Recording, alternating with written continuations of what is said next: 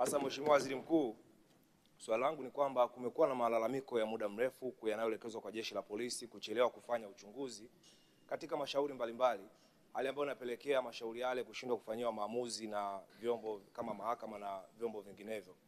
Lakini inasababisha pia wananchi wengine kuchelewa kupata haki zao. Lakini Mheshimiwa Waziri Mkuu, kwa siku za karibuni tumeshuhudia kuna baadhi ya mashauri yaliokuwa yanasababishwa na watu waliokuwa wakizua taharuki katika mikoa mbalimbali. Ndani ya wiki 2-3 nyuma zimepita. Lakini Jeshi la Polisi lishuhudia jinsi ambavyo lilikuwa linawakamata wale watu na haraka sana walikuwa wanashtakiwa na hukumu ilikuwa inatoka mapema sana. Kwa uchunguzi ulikuwa ni haraka sana. Sasa swali Mheshimiwa Waziri Mkuu, kwa nini Jeshi la Polisi lisitumie mbinu ambazo wametumia katika mashtaka ya majuzi ambayo wamechukua muda mfupi sana kuyachunguza, ili yale mengine ambayo yanachukua muda mrefu yaweze kupatiwa hukumu ya haraka? Mheshimiwa Waziri Mkuu, asante sana. Mheshimiwa Waziri Mkuu. Mheshimiwa Spika, nimpongeze pia Mheshimiwa mbunge Mheshimiwa Doto, mbunge wa Jimbo la Ngara, kwa swali lake zuri ambalo linalenga kuwasaidia Watanzania wanapokuwa na masuala yanayohusisha masuala ya upelelezi, uchunguzi, kuweza kukamilika haraka ili waweze kujua hatima yao. Mheshimiwa Spika, ni kweli kumekuwepo na malalamiko kama hayo, na Mheshimiwa Spika, kama utakumbuka, Mheshimiwa Rais aliunda tume ya haki jinai ambayo ilifanya kazi yake nchi nzima ikikutana na wadau mbalimbali ambao walielezea pia kuguswa kwao na masuala ya upelelezi kuchukua muda mrefu. Mheshimiwa Spika, tayari tume ile iliwasilisha taarifa yake kwa Mheshimiwa Rais, na tayari utekelezaji wa mapendekezo ya tume ile umeanza, ambapo katika baadhi ya mapendekezo hayo na utekelezaji wake unayagawa makosa.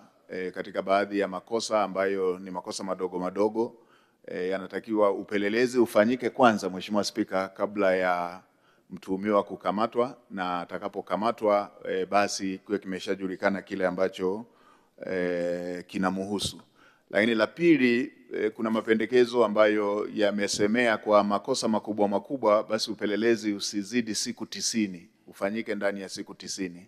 Mheshimiwa Spika, yapo baadhi ya maeneo ambayo tumeshafanya marekebisho ya sheria, na yapo maeneo mengine ambayo tunaendelea na taratibu za kiserikali na za kibunge za kuweza kubadilisha sheria, na bahati nzuri mwanasheria mkuu wa serikali yupo.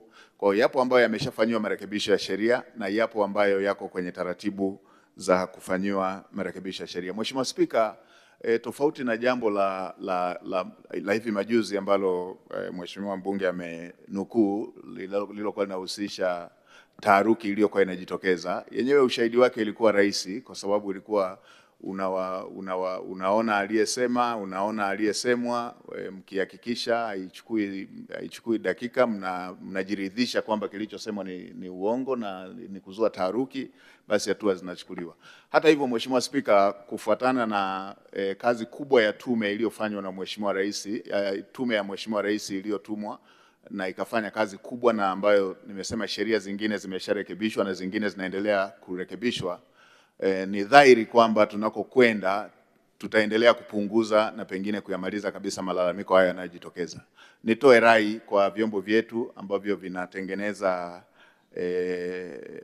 tasnia ile ya haki jinai kujikita kufanya majukumu yao kwa weledi, kwa kuzingatia sheria ambazo zimetoa uelekeo huo wa kufanya kazi katika maeneo yao hayo ya kiupelelezi na kiuchunguzi, na pengine na taratibu za kimahakama, ili kuweza kuhakikisha kwamba jambo hili ambalo Mheshimiwa mbunge amelisema halijirudirudi. Mheshimiwa Spika, kama nchi tumeshapiga hatua mpaka sasa, kwa sababu tumeweza kuautomate ofisi yetu ya mwendesha mashtaka kwa DPP na mahakama, na sasa tunaunganisha vituo vya polisi pamoja na magereza. Zamani mafaili yalikuwa yanatembea kwa mkono.